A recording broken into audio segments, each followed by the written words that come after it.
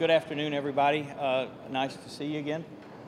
We met today for a little over an hour back and forth. We got a very preliminary response to the proposal that we made. They indicated they wanted to make sure that everybody agreed on what the numbers were and how it worked, and those discussions will be ongoing. We gave a response to some of the things they did, a couple of proposals in addition, and indicated that there are some proposals we are not sure we're going to make but are considering, and gave them the subject areas that are involved with those. Negotiations are scheduled to continue on an ongoing basis. I am, in fact, leaving in a few minutes for player meetings because I have to brief the membership in Chicago and then Kelowna and then back here in Toronto at the end of next week. But bargaining sessions will continue, and Gary and I are going to be in touch certainly by phone on a regular basis over the next few days. Given where we are, I think it's fair to say the following is true.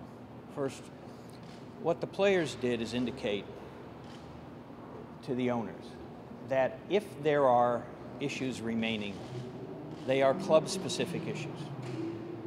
And that if the clubs that don't need assistance are willing to partner with the players to help get at the issues of the clubs that may need it, we're prepared to do that. But it's not a circumstance in which the players are just going to say, okay, take everything from us. That's the first thing. Second thing is, I think we have to remember that this is a system that the owners insisted on 7 years or so ago, whatever it was. If there are remaining problems, one of the questions that has to be asked is whether that's the fault of the system in whole, or at least in part. Third thing is that as we go forward to analyze the various issues and to try and make a deal, what we have to do is be prepared to sit and negotiate until we get the deal done.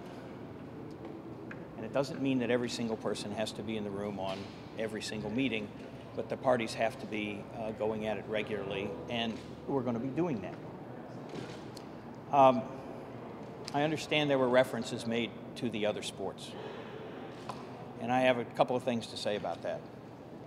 The glaring omission, of course, is baseball. Baseball has no cap. It has very substantial revenue sharing, and it has no labor strife. And it hasn't had a hint of any for a decade and a half. Pretty different than hockey, and it's pretty different than football, and it's pretty different than basketball. Those things are not unrelated. And so when we hear the references to the other sports, I think you have to understand that they are references designed to make a point, which is, why can't we be like football and basketball? We could say the same thing. Why can't you be like baseball? Instead, what the players have said is that every sport has its own economics. They're self-contained. You have to negotiate within that context. And so because the owners are committed to a cap, what the players are trying to do is see if there's an agreement that is equitable and fair to them, that protects their interests, that can be done in that framework. It's a pretty substantial gesture in the owner's direction, as was the players' proposal. We'll see if there are proposals that are forthcoming from the owners which move in the players' direction. Hopefully there will be. And with that, I'll take whatever questions you've got. I've got a few minutes before I have to leave. Gary made it clear to us that you guys see the world differently, and indicated they don't like that proposal. Did they say that to you behind closed doors as well? Oh, they said clearly that they see it differently. There were parts of it that they liked. There were parts of it that they didn't like. At least according to what they said. That's not surprising, that union and management see things differently. That's not terribly unusual. The process is to find an agreement you can both live with, even if you come at it from differing perspectives. So, it's basically what we're engaged in. His words were wide gulf, Don. Do you agree with that? Well, there's a pretty substantial monetary gulf which is there, and when you start with the proposal the owners made, how could it be otherwise? I mean, consider what the proposal was. It is, let's move salaries back to where they were before the lockout started. back the last time. That's basically what it was. You had a 24% reduction last time, let's have another one. That was the proposal. That's what creates the gulf. What's happening with your proposal? Is it still the basis of negotiation, or are they just... Oh, I think that there are two competing proposals that are on the table. We have one, they have one. They're both going to be talked about. They're both going to be discussed, and hopefully we'll find a way to work our way through it. I think the question you're asking is if it's one to the exclusion of the other, doesn't really understand the process. Is hope for September 15th quickly going out the door here? Not by me. Not by me. So, you know, look, there's only one party here that's talking about September 15th. Okay? And so, you know, you make of that what you will. Players haven't threatened the job action. It hasn't even been discussed. We don't want to have to discuss it. Hopefully we won't. Gary said that he's disappointed he hasn't received a full proposal from the end. Is there a lot more details you have to give them? No. There are a couple of things on the player contracting issues which are yet to come. And as we have discussed and agreed upon across the table, the player contracting issues are directly related to the economic proposals. We did receive theirs. We have internally discussed what we should do in response to that in connection with our proposal. We gave them a number of subject areas today in which we are considering making some additional proposals. If we do, they'll have them next week, but they have almost everything. You were saying yesterday that you felt these were significant concessions on the part of the players. Obviously, the NHL doesn't quite see it that way. You say you're not really all that. I don't accept that. I think they do treat them as significant concessions. It's just not what they asked for. What are they asking for? They asked for $450 million a year. It's not $450 million a year. Okay, what the players agreed to do is to cut their future increases substantially and allow the owners to, with the continued growth that the game has had, and we all hope it will continue to have, to address the problems that underlie the proposal that they made. And I say that without commenting on the nature of the problems. If they say they have problems and we can fashion a proposal which meets those we can live with, you know, then whether we agree that they're there is an important thing, but it's not the only thing.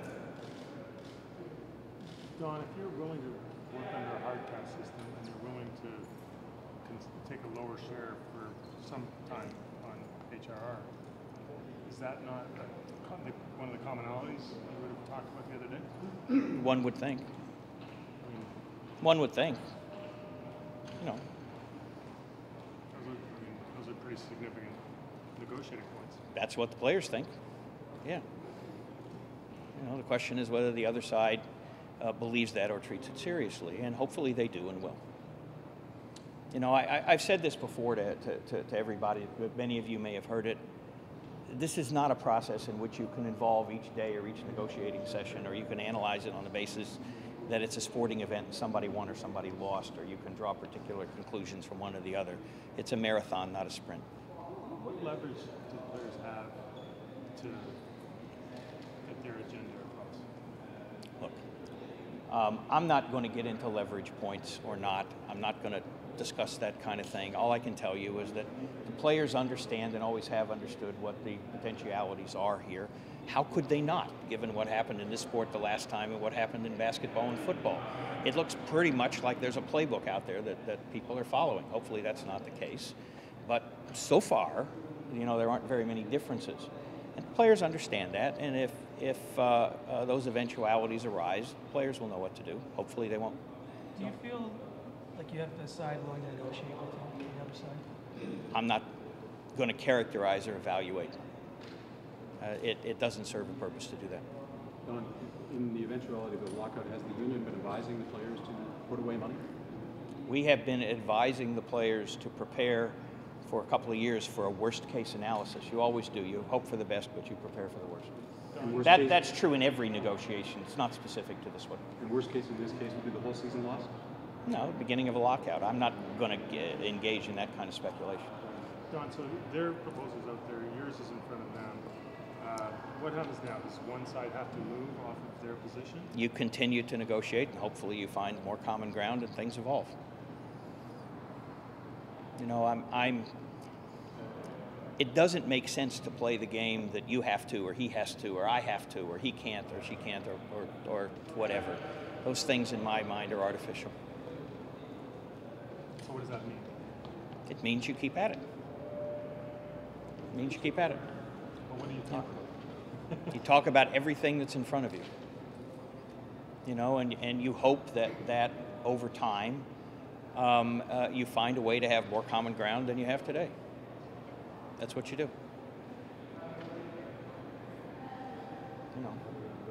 But, you know, look, just think about something, and I just leave you with this.